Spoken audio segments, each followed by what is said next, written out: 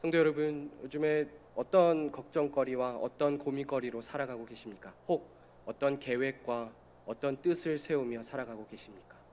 삶 가운데 그러한 뜻을 세우고 또 결심을 하면 뭔가 머릿속에 계속해서 담겨 있고 그것을 계속해서 말하고 또 표현하려고 우리가 그렇게 삶을 살게끔 되기도 합니다.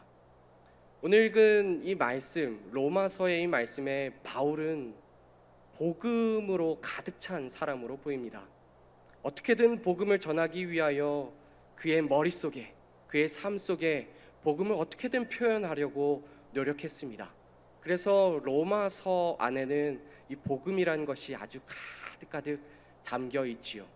오늘 읽은 우리 1장 17절의 말씀은 우리가 매우 잘 알 것입니다.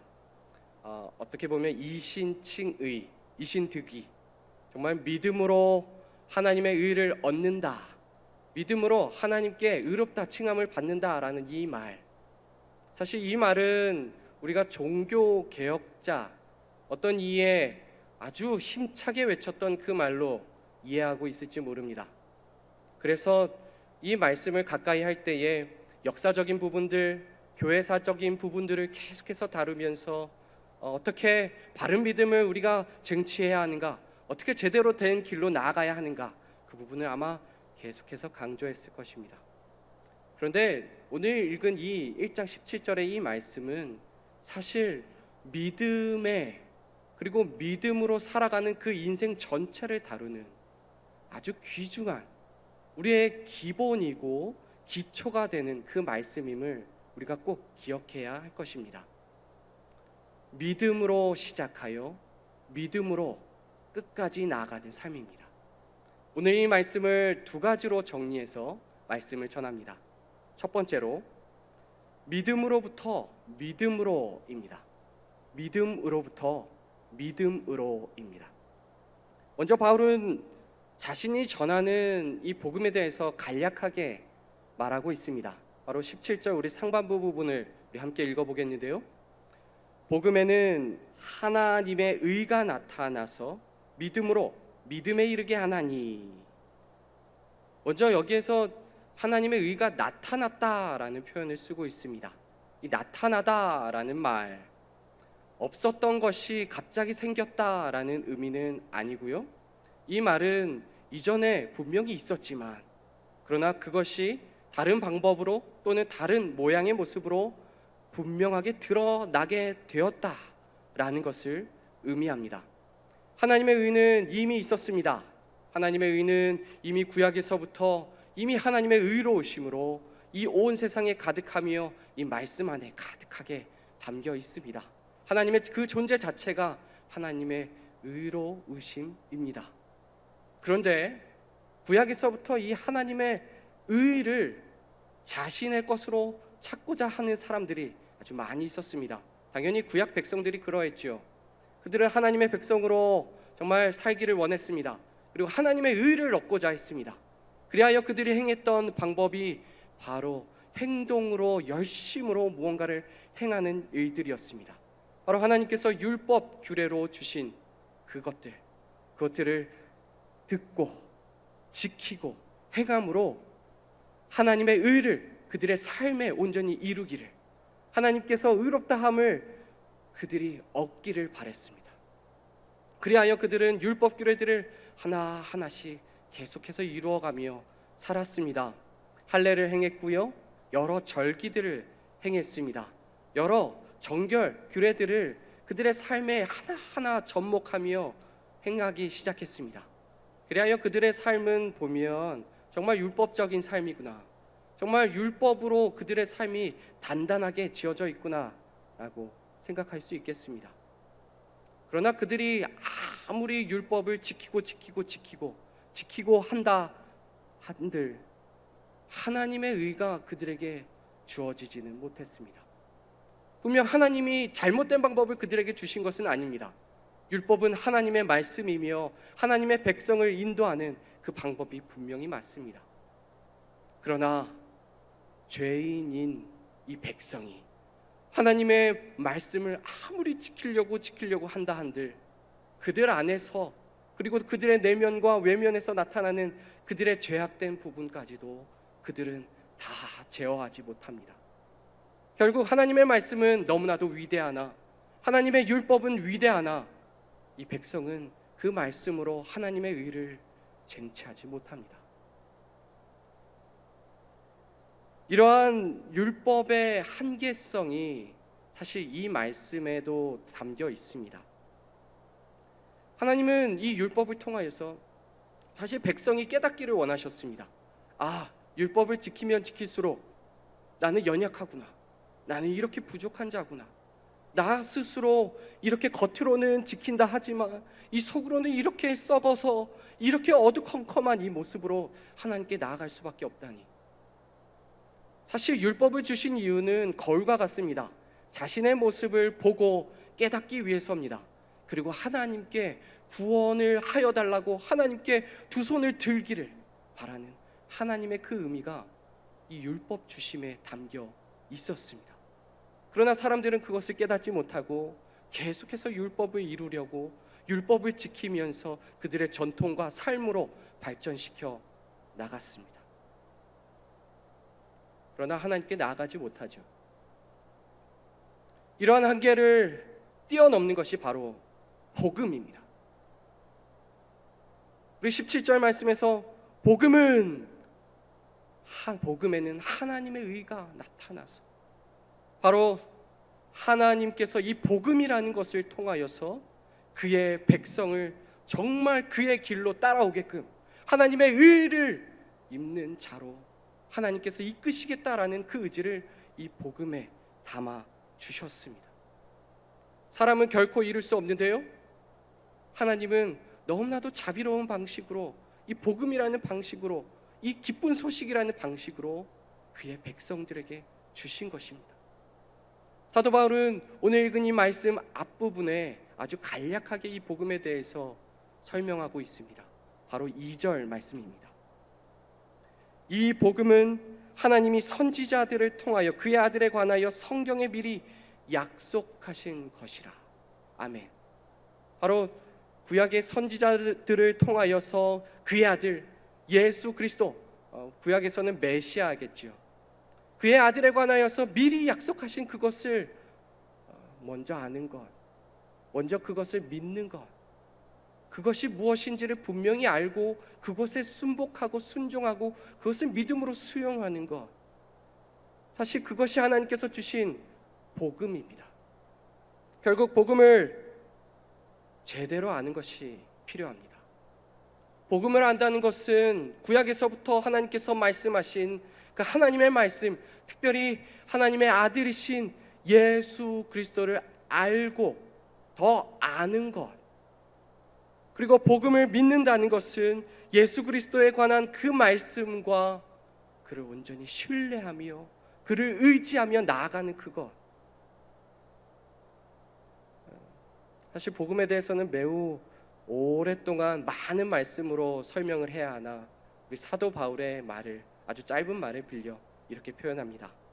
복음은 예수 그리스도에 관한 말씀을 아는 것과 그리고 온전히 믿는 것, 그리고 그것을 온전히 수용하여 나아가는 것입니다. 하나님은 하나님의 의를 이 복음 안에 담아 주셨습니다. 죄인이기에 해결하지 못하는 부분, 이 복음 안에는 담겨 있습니다. 죄를 해결하신 예수 그리스도, 죄의 결과까지도 해결하신 예수 그리스도가 이 복음에 담겨 있습니다.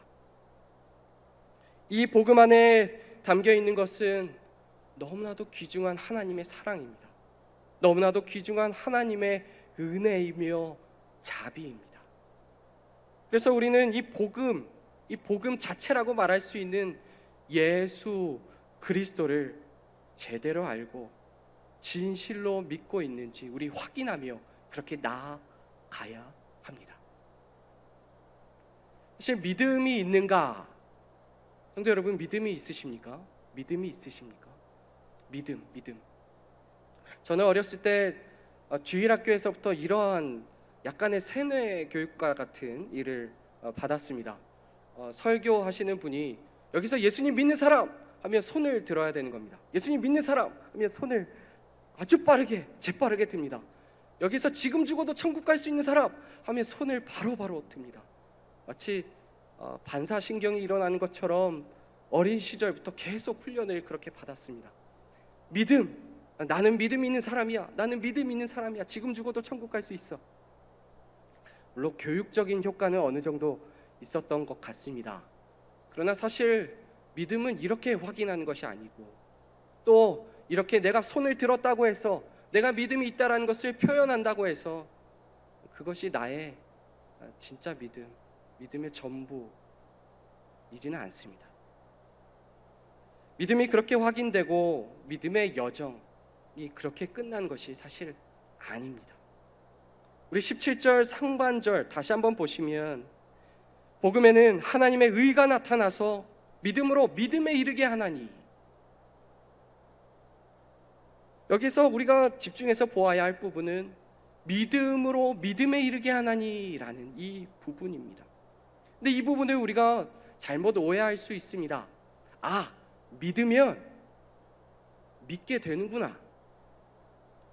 믿기로 내가 시작하고 작정하면 하나님이 믿음을 주시는구나 라는 말로 혹 이해할 수 있습니다. 하지만 이 말씀은 결코 그렇지 않습니다. 우리 원문으로 사실 이 말씀을 다시 한번 보아야 하는데요, 믿음으로 믿음에 이르게 하나니라는 이 말은 사실 믿음으로부터 믿음으로라는 말입니다. 다시 한번 말씀드리면, 믿음으로부터 믿음으로부터 믿음으로, 한마디로 무엇으로부터 시작하여 어딘가로 계속해서 연결되어 나가는 그 과정까지, 아니 그 결말까지 말하는 것이 바로 이 말입니다. 믿음으로부터 믿음으로. 바로 시작, 그리고 과정, 그리고 결말에 이르는 그 믿음의 상황들을 모조리 이곳 가운데 담았습니다. 믿음으로부터 믿음으로, 시작도 믿음이요, 그 중간 과정도 믿음이요, 그 결말, 그 마지막도 믿음입니다. 사실 우리는 한 번 믿으면 끝난다라는 생각을 가질 때가 많이 있습니다. 내가 믿습니다 라고 표현했습니다. 내가 믿겠다고 말하고 또 교회도 등록했습니다. 열심히 신앙생활합니다. 그런데 사실 그것으로 믿음은 끝이 아닙니다. 믿음은 시작이 있고 그 과정과 여정이 있으며 그 끝까지 나아가야 할 결말까지 우리가 쟁취해야 합니다. 바로 믿음은 계속되는 과정입니다. 성도 여러분, 이곳 가운데 그 누가 나는 그래도 믿음이 있습니다 라고 당당하게 말할 수 있겠습니까? 아니요, 말할 수 있는 사람도 있을 것입니다. 그런데 우리는 항상 겸손하게 믿음은 시작하였고, 그리고 믿음은 그 과정으로 계속 진행되며, 그리고 결국 우리의 인생이 맞춰질 때까지, 우리 주 예수님께서 다시 오셔서 새하늘과 새 땅이 이루어지는 그날까지 우리는 계속해서 믿음으로 나아가는 그 여정을 우리가 살아가고 있어야 하는 것입니다. 성도 여러분, 우리의 입술은 사실 믿을 수가 없고, 사실 우리의 마음 또한 이리저리 흔들릴 때가 참 많이 있습니다. 믿음은 계속되는 과정으로 보여주는 것입니다. 예수님께서도 열매로 알리라 라는 이 말씀을 하셨는데, 이 열매로 알리라 라는 이 말씀 또한 과정과 그 결과까지도 계속해서 이어지는 그 상황을 말씀하신 것임을 우리가 꼭 알아야 할 것입니다. 성도 여러분, 우리에게 있는 믿음 계속해서 더 나아가는 것입니다. 우리 주 예수님 다시 오실 때까지 계속해서 이어지는 것입니다. 날마다 이것을 다짐하는 것입니다. 아까 초두에 고민되는 것, 걱정되는 것, 계획되는 것, 그것으로 인하여서 우리는 머릿속이 복잡합니다. 삶이 복잡합니다. 그러나 그것 가운데서도 우리가 잊지 말아야 할 것은 우리는 계속해서 믿음의 여정을 계속해서 살아 나가고 있다라는 그 사실입니다. 그것은 나의 힘으로 될 수 없습니다. 바로 복음을 계속해서 확인하며 또 복음이 나의 귀에 들리고 나의 삶에 계속해서 가까이 하며 복음으로 계속해서 이어지는 그런 반복되는 삶이 우리 가운데 이어져야 하는 것입니다. 성도 여러분, 계속된 믿음의 삶을 살아가길 소망합니다. 믿음으로 시작하셨으면요, 계속 믿음으로 사는 것입니다. 언제까지요? 주님 오시는 그날까지, 우리 인생 다 하는 그날까지 우리 그 믿음의 여정을 끝까지 살아내는 저와 여러분, 우리 모두가 되기를 소망하고 축원합니다. 아멘. 둘째로 믿음으로 산다입니다. 믿음으로 산다. 믿음이 시작이 되어 계속된 믿음으로 나아갑니다. 이는 한번 믿었으면 우리 영원한 신자가 되어 가는 거구나 라고 혹 생각할 수 있습니다. 어느 정도는 맞습니다만, 그러나 이 믿음은 그렇게 단순치 않습니다. 바울은 이 믿음에 대해서 더 분명하게 말하기 위하여 구약의 한 부분을 인용하여 가지고 옵니다. 우리 17절 하반부 말씀을 우리 한번 보겠습니다. 기록된 바 오직 의인은 믿음으로 말미암아 살리라 함과 같으니라. 아멘. 기록된 바라는 말씀을 통하여 구약의 한 부분을 인용하고 있지요. 바로 하박국 2장 4절에 있는 말씀을 인용하여 가지고 오고 있습니다. 우리 하박국 2장 4절 말씀 한번 읽어보겠는데요. 보라, 그의 마음은 교만하여 그 속에서 정직하지 못하나 의인은 그의 믿음으로 말미암아 살리라. 아멘. 우리가 집중하고 있는 이 말씀이 이 후반부에 나타나죠. 의인은 그의 믿음으로 말미암아 살리라.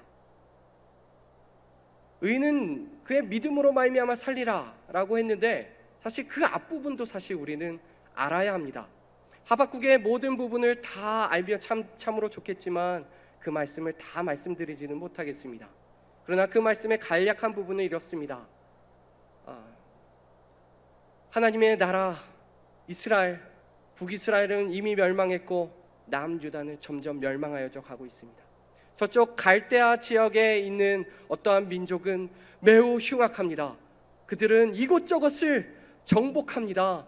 이곳저곳을 다 자신의 땅으로 만들고 자신의 욕심으로 나라를 세우고 성을 세웁니다. 매우 잔인합니다. 이 민족을 바라보며 하나님은 이 말씀을 하박국 선지자에게 주셨습니다. 그리하여 그의 마음은 교만하며 그 속에서 정직하지 못하나, 바로 갈대아 어떠한 민족을 나타낸 것이고, 이 뒤에 나타난 의인은 이라는 부분은 이러한 혼란스럽고 어렵고 정말 핍박받고 결국은 이 나라 또한 멸망케 될 터인데, 그 상황 가운데서도 하나님을 붙드는 바로 그 의인은 그의 믿음으로 말미암아 살리라 하는 것입니다. 참으로 쉽지 않은 상황입니다. 참으로 어려운 상황입니다. 주변에 많은 사람들이, 많은 민족이, 많은 나라가 이미 멸망하고 무너지고 있습니다. 결국 이 나라 또한 멸망케 될 것입니다. 그런데 그런 어려움이 예상되고 분명히 그 아픔이, 그 슬픔이 그들에게 닥치겠지만, 그러나 그곳 가운데서도 끝까지 하나님을 붙드는 것입니다. 그곳 가운데서도 끝까지 하나님을 잊지 아니하며 믿음으로 신실하게 하나님을 붙드는 것입니다. 구약에서의 이 믿음은 신실함이라는 단어에 해당합니다. 충성스러운, 신실함, 끝까지 따르는, 끝까지 순종하며 끝까지 신뢰하며 나아가는, 맡기는. 성도 여러분, 믿음은 그렇습니다. 믿음은 단 한순간 내가 예수님 믿었습니다, 영접 기도했습니다로 끝나지 않습니다. 믿음은 끝까지 나아가는 것입니다. 정말 이렇게 하박국 선지자의 이 때와 같이 정말 어렵고 정말 핍박받고 정말 힘들고 정말 나약하고 어떤 곳에도 소망을 두기 어렵고 어떤 곳에도 나의 도움이 없는 듯한 이때에 그럼에도 하나님을 붙드는 것입니다.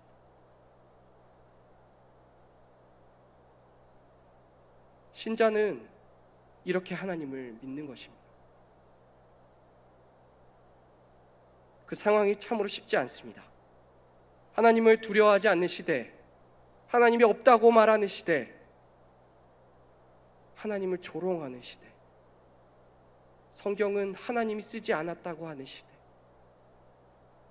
교인들은 다들 종교에 심취한 자라고 말하는 이 시대. 그런데도 우리 신자는 끝까지 하나님을 붙듭니다. 세상을 창조하시고 세상을 운행하시며 세상의 처음과 끝이 되시는 하나님을 우리는 끝까지 붙듭니다. 왜냐하면 그분께 참 생명이 있기 때문입니다. 성도 여러분, 끝까지 붙드는 그 의인, 그 믿음으로 사는 의인에게 하나님은 정말 구원을 베푸십니다. 하나님의 백성으로 살게 하십니다. 놀라운 하나님의 나라를 살게 하십니다. 성도 여러분, 우리는 이 1장 17절 부분을 대부분 이신칭의, 이신득의, 율법이 아니고 믿음으로 말미암아 하나님께 의롭다 함을 칭함받는다, 이런 어떤 교리적인 부분으로 계속해서 많이 들어와 이신칭의, 그리고 그것이 더 나아가 로마서 전체를 표현하면 또 이신칭의, 이렇게만 이해할 때가 많이 있습니다. 그러나 믿음으로 말미암아 의롭다 칭함을 받는 것은 분명히 맞으나, 그러나 그에 앞서서 우리가 말씀으로 더 확인하고 나아가야 할 부분은, 신자는 정말 믿음으로 산다는 것입니다. 신자가 살아가는 방식은, 신자의 삶에는 믿음이라는 것으로 가득 채워져야 한다는 것입니다. 신자의 삶의 여정, 삶의 방식, 삶의 과정을 말합니다. 이 삶에 무엇으로 가득 채워져야 하는가? 끊임없는 하나님을 붙드는 신실함, 끊임없는 하나님을 붙드는 믿음. 그 믿음이 시작부터 중간 그리고 끝까지 계속 이어져야 하는 것입니다. 어린아이가 태어났을 때에 눈, 코, 입, 귀, 그리고 손과 발, 이게 다 있습니다. 그런데 그것들이 다 있다고 하여서 완전히 완성되었다라고 말하지는 않지요.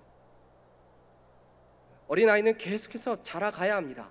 건강한 것을 계속해서 먹고 건강한 삶을 계속해서 살아 계속해서 성장해 가야 합니다. 그리고 성장, 육신의 성장뿐 아니라 어떤 정신적 성장, 그리고 마음의 성장도 계속해서 이루어 가야 합니다. 마찬가지로 우리의 믿음도 계속해서 성장해 가야 합니다. 지금의 믿음 계속해서 유지하십시오. 그런데 계속해서 말씀 가운데, 건강한 말씀 가운데, 하나님의 인도하신 가운데, 하나님의 붙드신 가운데 계속해서 나아가는 것입니다. 그러면 믿음으로부터 믿음으로, 또 의인은 오직 믿음으로 우리는 살아갑니다. 성도 여러분, 어려움 중에서도 우리가 붙들어야 하는 것은 이 믿음입니다. 혼란스러운 일 가운데서도 우리가 붙들어야 하는 것은 이 믿음입니다.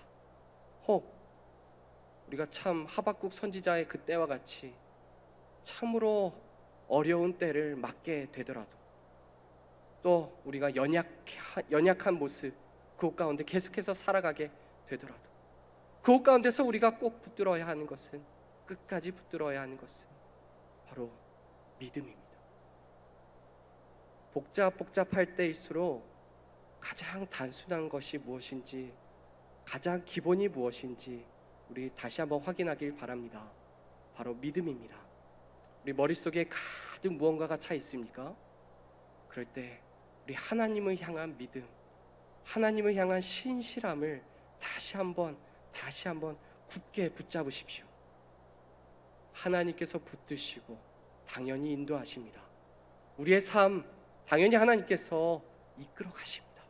그 가운데 신실한 모습으로 반응하는 우리 모두가 되기를 소망합니다. 말씀을 뵙습니다. 하나님을 복음을 통해 우리가 믿음의 삶을 살게 하셨습니다. 이 믿음은 시작되었습니다.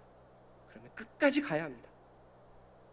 그리고 우리의 삶 가운데는 계속 수많은 유혹과 좌절, 외적인 핍박이 계속해서 임하게 될 것입니다.